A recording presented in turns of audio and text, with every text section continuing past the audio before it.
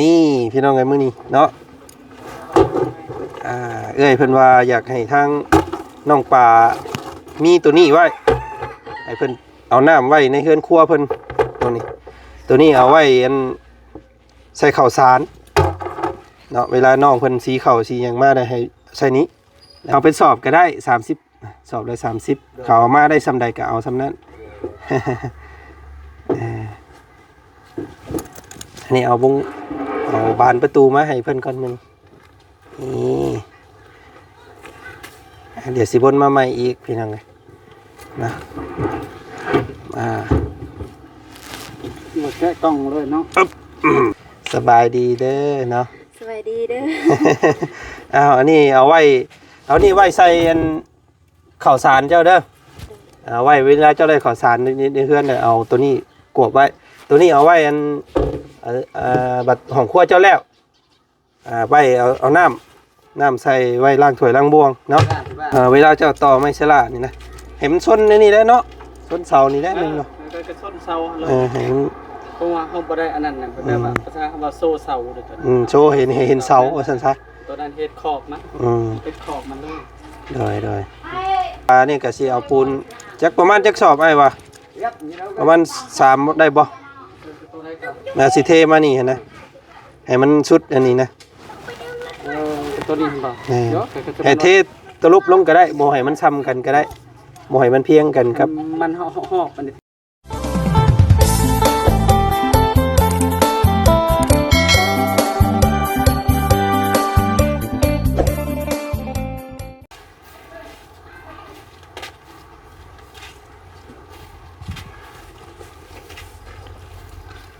มาไวเถอะเนาะก็มึงไม่เศร้านี่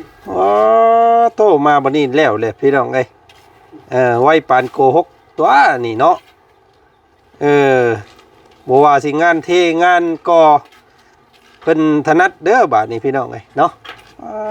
โตตึงเนาะเฮ็ดคุมอยู่บาดนี้พี่น้องเอ้ยโอ้ยเนาะดินบล็อกเฮายังหลายอยู่เนาะเพราะว่ายังข้างนี้อีกเนาะยังข้างทั้งนี้อีกโธ่เบิ่งหากคือสิเดือก็คือสิบ่หลายเนาะเดือก็ประมาณ10ลำเช้านี่แหละเบิ่งนี่พี่น้องเอ้ย เอาก่อนอื่นเด้อพี่น้องทักทายสบายดีพ่อแม่พี่น้องกันหมดทุกคนเอาทักทายสบายดีทางพี่ละไมเด้อเนาะเจ้าภาพเจ้าศรัทธาผู้ที่เพิ่นสร้างศาเรือนซ่านน้องปลาเนาะต่อเติมให้สมมุติแบบว่าซั่นซะพี่น้องเอ้ยเนาะกับทักทายสบายดีเนาะพี่เพิ่นว่าโอ้พี่น้องเอ้ยเนาะอยากให้ทางบ่จันถ่ายน้องเพิ่นให้หลายๆแน่อยากเบิ่งเนาะพี่เพิ่นว่าถ้าเป็นไปได้ก็อยากให้เกาะติดอยู่นี่ว่าซั่นพี่น้องเอ้ยอยากให้มันแล้วเนาะว่าจันก็ขอโทษขออภัยพี่น้องเอ้ยอยู่เบิดมือบ่ได้เนาะสิพยายามให้บ่ให้ขาดมือละคลิปแล้วกันเนาะอัปเดตวางงานวางการแล้วก็สิไปทางอื่นทางไกลต่อเนาะพี่น้องเนาะกะขอโทษขออภัยเด้อเด้อเนาะ เอามื้อนี้มาดำเนินการเรื่องใบประตูพี่น้องเนาะจิเมนชื่อพิษอีกแล้วบาทนี่ตำบึงเนาะ80นี่แม่นก้อยเอามา ตัวเองซื้อตัวเองพิษพี่น้องเอ้ยบ่เป็นหยังเดียวอันหั่นผ่านไปผ่านมาอยู่80บิดเขามาส่งโดยดินบล็อกเนาะสบายดีพ่อห่วยคือแต่งตัวเฮ็ดเวียกเฮ็ดงานคือแต่งตัวรอแท้เนาะพี่น้องเนาะจังพ่อเราจังบ่เฒ่าจักเทื่อเราแต่งตัวตลอดเด้พี่น้องไงเนาะอันนี้ดินบล็อกเพิ่นเมื่อวานเบิดล้าน2พี่น้องเอ้ยก็ตีเป็นเงินบาทก็ประมาณ1,700-1,800เนาะประมาณนั้นพี่น้องเพราะว่า1,200,000กีบ1ล้านนี่ประมาณ1,600 200,000นี่ก็ประมาณ1,700เนาะ1,800นี่แหละโอเค เดี๋ยวสิสรุปยอดให้อีกเที่ยนึงให้พี่เพิ่นเบิ่งอีกเที่ยนึงอันนี้ดินเป็นค่าดินบล็อกไปนั่งอันความสูงนี่เท่าไหร่ทราบได้ตัวใดอันความสูงแม่นอันนี้แหละกันมันจะมาบาน80ก็ได้ตัวนี้มันตกอยู่อันนี้แหละมันพอดีกับตัวนี้ละมันใกล้เคียงกับตัวนี้จึกจักเลย จะก็ยังว่าก็สิได้ตัดเอาอีกนี่ เนาะ มาให้มันเข้ากับร่องตัวนี้ เพราะว่ามันอยากให้มันเพียงคือนี่เลย แม่นละนี่ก็ยังใช่มันเรามีสั้นกว่านี่ก็ถือว่าโอเคหั่นนะ แล้วมีแต่180เม็ด80สั้นสุดแล้วอยู่ในห้าน ได้แล้วสั่นน่ะ อืม แต่มันยาวกว่าประมาณ90หรือว่า2เมตรโอ้ยบ่ได้แล้ว เพราะว่ามันคุ้งคือก่อนเนาะ เฮาไปตัดแล้วมันมัดตัวนี้ มัดร่องตัวนี้ แม่นแล้วมันเบิดขอบมันเนาะโอ้เบิ่งเฮ็ดดีได้ก็สักพี่น้องไว้เนาะ ได้มันตั้ง มัน ได้อยู่ดอกนี่80มันได้อยู่ อันนี้น่ะได้เนาะเม็ด80เนาะเพราะว่าเฮาต้องเกลียนทั้งเทิงทั้งรุมอีก เขาตัดไปตัดมา โดยเอาเดี๋ยวสิเอาไปเปลี่ยนใหม่เพราะว่ามัน เอาลงกิน บ่ยาก น้อยมัน ยันเพิ่นกรึบตกเนาะอึบมา2คนคือเก่าเนาะ นั่นแหละ สร้างเนาะนี่แหละนี่ก็เฮ็ดแบบง่ายๆรถเอาไม้ตัดไม้ปึ๊บทีนี้ห้องปึ๊บแล้วก็ตั้งมงกบปั๊บเนาะแล้วก็เอาไม้สลาปะนี่ ยังแต่ตัวนี้หั่นละก็มันซองลมมันเอาใช้บ่ตัวนี้ บ่ใช่แล้วเนาะเอาปิดเลย ยาเนาะ ปิดเต็มเลยข้างนี่ปิดเต็มสองข้างนี่ปิดเต็มเลยเนาะ ก็ได้เรื่องละอันนี้ก็ซองลมคือกันละผักกระตูนี่ มีแต่ใส่วงกบอยู่นี่ แม่นละก็ วงกบปงเยี่ยมอยู่นี่นึงแล้วก็อยู่นี่นึง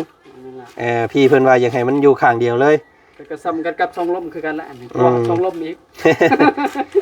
เพราะว่ามันอันลมมันก็ออกตามมาละซ่องทวนนี่นะซ่องทวนสังกะสีนี่ก็งามเนาะพี่น้องเนาะแข็งรวดเร็วว่องไวอันนี้เพิ่นยุกขึ้นมาบ่ให้ซ้ำกันเพราะว่าย่านน้ำใดเข้าห้องครัวว่าซั่นเพิ่นให้ตัวนี้สูงกว่าพอดีประมาณเซนนึง2เซนเนาะงามเด้พี่น้องเอ้ย พ่ออันว่าทางเอ้ยเพิ่นว่าอยากให้พ่อหาคู่คนดินทรายให้แน่เพิ่นสิจ้างดอกว่าซั่นจัก5เป่า10เป่าเป่าละ20,000บ่เพิ่นว่าอยากได้สิเป็นไปได้บ่ เขาคันว่าเพิ่นเขาเอาแต่หมู่บ้านนี่ก็พอจางไงแล้วถามเบิ่งนายช้างเพิ่นเฮาก็ให้นิดหน่อยเข้ามาเพราะว่าจะได้5เป้าเฮาให้แสนนึงเขาบ่เอา เขาบ่ได้เนาะเขาบ่เฮ็ด คันอยากได้แล้วเขาว่าชาวเป้านี่เฮาสิไปคนเอาแล้วว่าเฮาสิใส่รถไถ เพิ่มนั่นเงินอีกบ่ได้บ่เป่าเป็นเป่าอันเป่า30,000สินะ จังว่าบ่จักแล้ว เพิ่มเงินเอา5เป่า สมมุติว่าเป็นเป่าอยู่แต่ว่าจาก20แล้วเป็น30 เบิ่ง เออ เบิ่งให้เว้านำนิดหน่อยผม บ่นำเพิ่นว่าเพิ่มเงินขึ้นเอา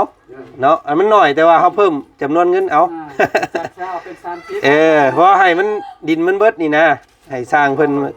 เช้าลูกเอาไว้ที่กอกบ้าน เอาไว้ที่ชายชื่อนะ นี่ได้ให้มันนี่เทพอให้มันพอให้มันบิดปึดไปนี่ ในทางที่ดีแล้วเอาเศร้าแล้วแต่มันจะเทตัวนี้ เช้า บัดเพื่อไปนี่ก็จะบ่แม่นดิน เขาบ่ได้เห็นยังเขาก็เอาไปที่แบบเอาหินลงหรือก็เอาอันชายชื่อ ทราบ ไม่ จะ ใช่ ทราบ ปืน นี่ เพื่อสิทราบอีกเนาะ นั่นในเนาะมันดินนั่นเอาไว้ เขาเศร้าแล้วเอาปกติมันเขาว่าเศร้าแล้วเอา เช้าสอบเดี๋ยวแม่นสอบละ20,000เนาะ แม่นล่ะต้อง400,000 4เซนกีบก็ประมาณ600บาทก็ถือว่าโอเคเนาะ600 700พ่อได้แล้ว จังซั่นเอาเช้าเลยก็ได้เอาเช้ารถ ว่าเนี่ยก็สอบละเศร้าแล้วเศร้าบอกเขาจะ ผู้นั้นมันไปเลย ก็แล้วให้เจ้ารอนำลังเนาะ ผู้ที่รถไถมันไปแล้ว ลองคุยเบิ่งเพื่อเพิ่นสิแล้วได้สร้างกันกับมือหน้าก็ได้ ไปเลยจั่วเลยมึงเป่าชาเทียบนอน บ่ได้ เอาเช้าเอาป เอาราคาเก่าแต่ว่าเอาซาสอง เอาเศร้า ยักจักและหมอนันผู้เดียวเล่ามีรถไถ เอาตามเขาว่าเศร้าเลย จักมันไปเท่าไหร่จัก เดี๋ยวลองคุยน้ำเพิ่นใหม่อีก จะเว้าได้ เพอครับมันเดือก็เอามาเทหน้าบงหน้าบ้านเพิ่นนะมันจัง จะงาม หินที่ลงหรือก็เอาชายที่ใส่บ่ต้องใส่ปูนมันก็แจ่ม ครับมันเดือว่ะเนาะพี่เอ้ยเพิ่นว่าเฮ็ดมันได้มันเพราะว่าดินอยู่ห้องน้ำเพิ่นก็ยังอยู่นะเพิ่นก็อยากให้เฮ็ดให้มันเบิดเนาะมันจะงาม ลองเบิ่งเด้อพ่อเด้อ โดย ถามเบิ่งเพิ่นคำว่าเพิ่นว่าอยากได้20สอบจังสิไปนั่นก็แม่นเอา20รถเนาะ20สอบ1 20,210 400,000 400,000กีบประมาณ600บาทเนาะประมาณนั้นโอเค โอ้ยมันกระเทินพี่น้องเอ้ยเพื่อสิสั่งน้ำห่านเพิ่นมาบัดเพิ่นบ่อยากมาเนาะเฮาล่ามบวงล่ามใดนี่นะมันกระเทินเอามีแต่ว่าให้สร้างเพิ่นมาพี่บัดนี้พ่อมาเนาะใช้สร้างเพิ่นอีกผู้หนึงบรรยากาศแบบสลึมสลือมื้อนี้เนาะ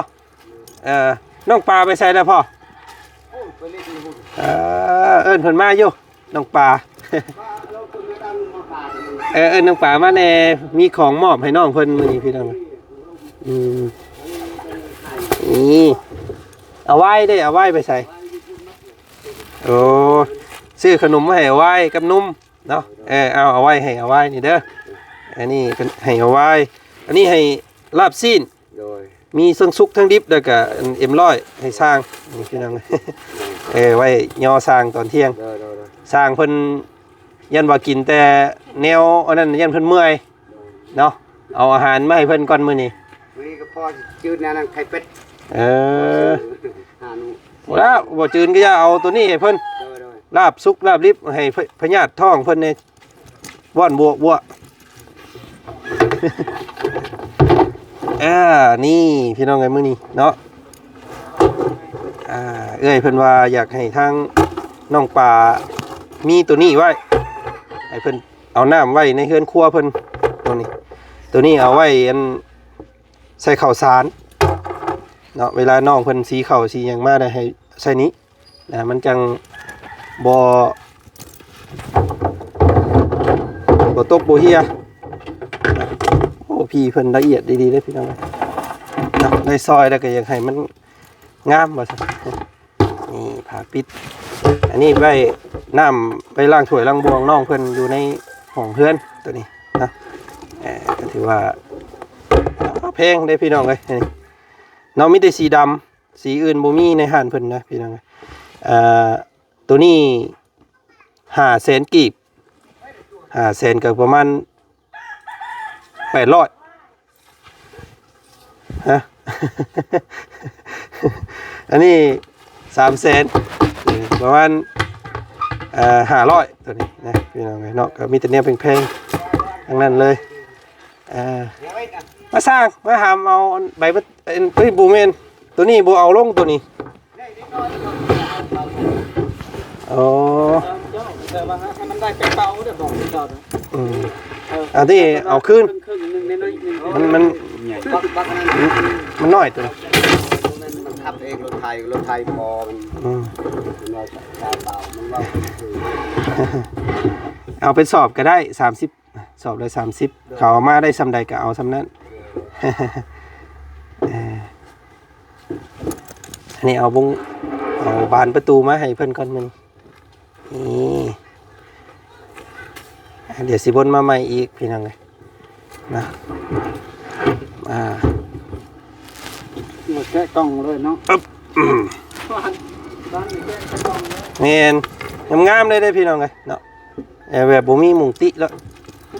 ตัวเกี่ยงหึ่น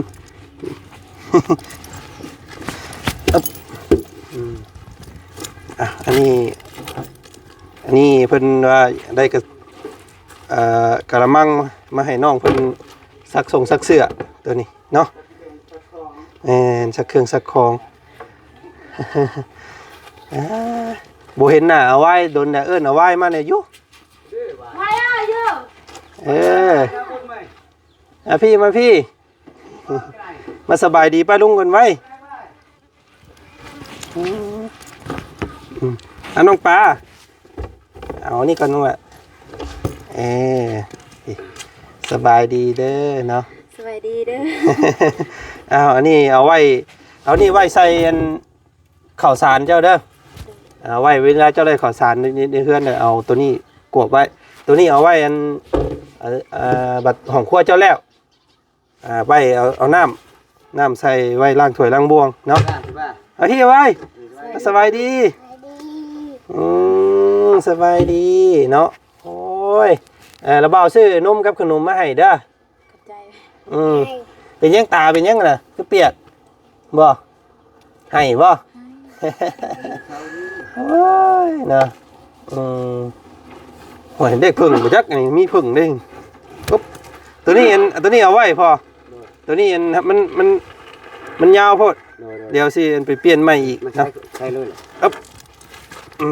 เดี๋ยวสิวนมาใหม่อีกอ๊อบเชื่อแล้วเป็นยังมันแตกไปเนาะเอาอันนี้มาอันนี้เก็บไว้เฮือนเจ้าเด้อ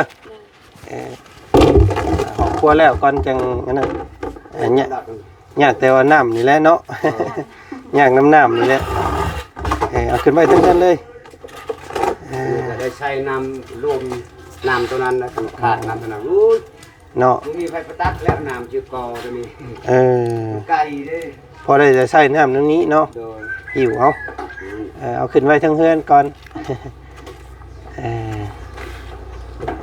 ไก่ชีสำเร็จแล้วพี่น้องไอ้น้องมื้อนี้เพิ่นก่อนเทแหละจังสิซื้อไม้สลาอีกแล้วบาทให้สร้างเพิ่นไล่ไม้สลาอีกเนาะ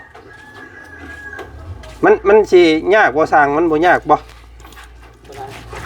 เวลาเจ้าต่อไม้สลานี่นะให้มันซนในนี่แหละเนาะซนเสานี่แหละนึงเนาะ ก็ส้นเสาเลย ให้มัน เพราะว่าเขาบ่ได้อันนั้นน่ะแบบว่าภาษาคำว่าโซ่เสาเด้อตัว โชว์เห็นเสาว่าซั่นซะ ตัวนั้นเฮ็ดขอบมันเฮ็ดขอบมันเลย โดย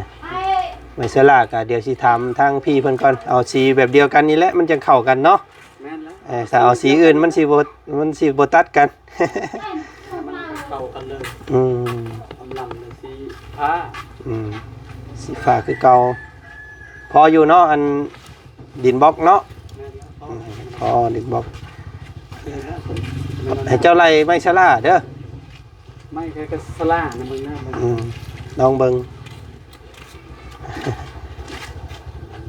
ใส่ไม้สลาไล่เบิ่งประมาณจักแผ่นนะพอมันได้ตัดอยู่นี่เนาะพอมันเป็นห้องเนาะห้องน้อยช่วงนี้ก็สิตัดตัวบ่องเยี่ยมนี้เนาะประมาณจักแผ่นหน้าซาว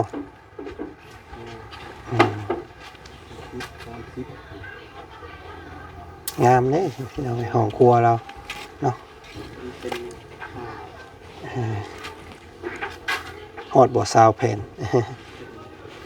ซาวเกือบ30พุ่นแล้วเนาะตามเบิ่ง นั่นนี่ในมุมหามัด 5 มัดเนาะ5มัดก็จักเพิ่นสิมาบ่มาต้องได้จ้างเพิ่นมาและพี่น้องเอ้ยคำว่ามันปริมาณน้อยนะต้องได้เพิ่มเงินให้เพิ่นค่าน้ำมันสั่งเป็น100แล้วเพิ่นจังสิมานะปูนเนาะอ้ายเนาะคำว่านี่ก็สิเอาปูนจักประมาณจักสอบอ้ายวะประมาณ3ได้บ่น่าสิเทมานี่นะให้มันสุดอันนี้นะ ตัวนี้บ่ ให้เทตะลุบลงก็ได้บ่ให้มันซ้ำกันก็ได้บ่ให้มันเพียงกันครับ มันหอบมันเทใช้ได้ชำนึงเดี๋ยวถือเทละเทประมาณ แม่น นี่ก็ได้อยู่แล้ว บ่ให้มันสูงก็ได้ 30 เซนไปนะ ตัวนี้ น้ำมัน3 สอบก็ได้อยู่แล้ว 3สอบเนาะปูนแดงเนาะ ปูนสาบเพราะว่ายัง2สอบปูนสาบเนาะ 2กับสิเอามาอีกประมาณนี้2 สิประมาณนั้นเนาะเฮ็ดไปนำก็ได้เพราะว่าตัวนี้เฮาแก้มาเองได้อยู่ตัวนี้ เนาะมีแต่ให้ทางสร้างเพิ่นเฮ็ดเวียกเฮ็ดงานเพิ่นไปเนาะน้องปลาอันนี้ยังให้สร้างกินมื้อนี้ สร้างยังบ่ได้กินข้าวที่สร้าง แม่นบ่โอ้ยจังพอแล้วสร้างจังบ่ค่อยมีเหือมีแห้งนี่พี่น้องเลยเนาะ เคยกินเบียร์ เพราะว่าเลี้ยงข้าวเพิ่นจักมื้อก่อมื้อจะครับ กินแต่ตอนเที่ยง เพราะว่าเพิ่นกินมาแต่บ้านเนาะตอนเช้าตอนเที่ยง กินข้าวเอง เพิ่นกินเพิ่นถือข้าวมาเอง เด้อ อ้าวพี่น้องเอ้ยมื้อนี้บ่เอาซื้อลาบซีนมาให้เพิ่นเด้อแล้วย่อเพิ่นเด้อตอนเที่ยงเนาะพี่น้องเอ้ย เอาไว้มาขอบใจอันป้าเนี่ยไว้ ขอบใจป้าอันขอบใจป้าละไมแน่ ตาละไม้ เนาะไก่สิแล้วเด้นี่พี่น้องเอ้ยเนาะให้เพิ่นเฮ็ดไปเรื่อยๆก่อนไม้นี่สิพ่ออยู่ไม้เนาะ พออยู่แล้ว อันนี้เพิ่นกบไว้และบริหารเบิ่งนั่นแหละเนาะไม้ยันทำมันเดือก็ไว้เฮ็ดเตียงเฮ็ดหยังให้เพิ่นนะคือสินั่นอยู่เพราะว่าพุ่นก็มีผู้ใหม่พี่น้องเนาะเฮ็ดให้มันแน่นหนาแหละเนาะน้องเนาะเอาอันรอบหน้าสิเข้ามาใหม่อีกเด้อรอบนี้เอากระถางน้ำกับกระถางอันข้าวสารไว้ให้เจ้าแล้วก็กะละมังไว้ซักเสื้อเพิ่นว่าเห็นเอาไว้เสื้อเก่าเอากะละมังมาให้พอได้ซักเสื้อให้น้องเพิ่นว่าซั่นเนาะ ตลอดแต่เปื้อน เด็กน้อยเนาะ โดย เด็กน้อยมันก็ประมาณนี้แหละ ซักอาบน้ำก็ซัก ฝนตกเมื่อคืนนี่พี่น้อง เปื้อนอีกนิด แล้วก็ซื้อขนมกับนมมาให้เพิ่นพี่น้องแล้วก็ซื้อใบประตูมื้อนี้เนาะก็ยังสิได้เข้ามาเรื่อยอยู่ก่อนสิได้กลับบ้านก็ซื้อสิหลายรอบอยู่ดอกพี่น้องเพราะว่าต้องเป็นอันพวกใบพับใบหยังอีกล็อกกรอนอีกเนาะแล้วก็พวกสังกะสีแล้วก็ไม้เซล่าอีกพี่น้องเอ้ยบ้าโตยังมาหลายรอบอยู่เนาะติดตามเบิ่งน้ำกันอีกเนาะ เอาลูกเด้อเจ้าก็เด้อเนาะหาได้อยู่ในกินนี่แหละซอยสร้างเพิ่นน้ำอีกแห่งหนึงพี่เพิ่นก็ซอยหลายอย่างแล้วก็หาแนวกินเองน้ำเฮาก็ได้เนาะเป็นข้าวเป็นน้ำเป็นอย่างนั้นแหละเนาะเอามื้อนี้ทางบ่จันก็สิขอตัวไปทางอื่นต่ออีกก่อนเดี๋ยวสิเข้ามาใหม่อีกเด้อแอลฝากให้ขอบใจพี่ละไมเพิ่นแน่ป้าละไมเนาะ ๆกับใจได้เพื่อนละมาที่ซื้อวงประตูให้น้องเฮ็ดเพิ่นครัวให้น้องขอให้พี่ละไม้สุขกายสบายใจเด้อขอให้พี่ละไม้สุขภาพแข็งแรงความเจ็บบ่ให้ได้ความไข้บ่ให้มีสาธุ โดยโทรศัพท์เจ้าอยู่ไสพี่เพิ่นว่าอยากได้เพจเจ้าเพิ่นสิโทรมาดิ้นนะเวลาเพิ่นอยากถามรายละเอียดนี่นะเวลาสร้างเพิ่นเฮ็ดและเพิ่นอยากเบิ่งติดตามไปนำนะเนาะเพราะว่าทางบ่จันก็บ่ค่อยได้เข้ามาแล้วก็พี่เพิ่นอยากให้เจ้าส่งวิดีโอหรือว่าส่งรูปให้เพิ่นเป็นระยะเนาะปกติแล้วพี่น้องเพิ่นก็อยากเห็นเนาะ เดี๋ยวสิให้เฟซเพิ่นล้มกันเองพี่น้องพี่ละไมเนาะ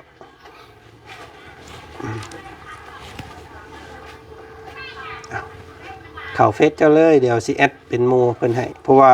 เฟซน้องปลาเพิ่นน่ะเป็นภาษาลาว เพิ่นพิมพ์บ่เห็นเพิ่นบ่มีแป้นพิมพ์เป็นภาษาลาวว่าซั่น เนาะใส่ก็เด้อ Facebook ใส่เลยนี่บ่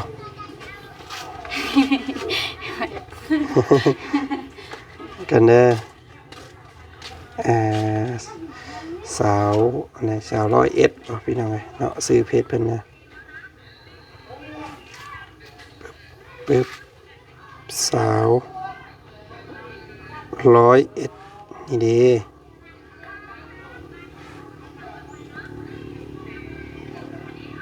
สิเห็นบ่มาแป๊บหนึงมาเพิ่นโอเคเห็นแล้วเนาะเดี๋ยวลมน้ำเพิ่นเองเด้อบัดนี้เด้อมีหยังก็